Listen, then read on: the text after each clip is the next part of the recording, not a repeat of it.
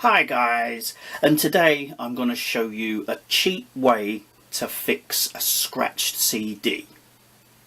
Now this is my Dark Side of the Moon CD, which is completely scratched and won't play now. Now there's two ways you can do this. The first way is you get some Windex and clean the disc with it first. Then you get some Plastx and you rub that on it. Then you carefully rub that off.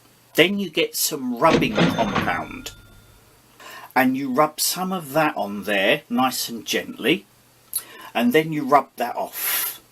Then you get some wet and dry sandpaper and you wet the disc and scrub it thoroughly with the wet and dry sandpaper. You then put some more rubbing compound on it, rub off the rubbing compound, and then your disc will be as good as new. However, the way I do it is this way.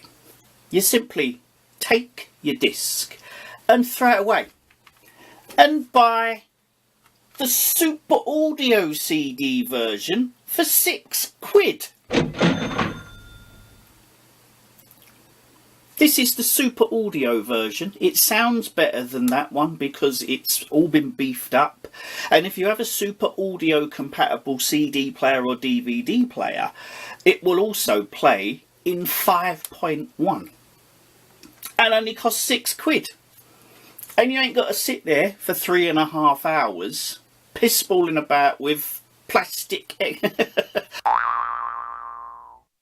And you ain't got to sit there for 3 hours with sandpaper and Plastx and rubbing compound and Windex. So how to fix a scratched CD? Buy a new one.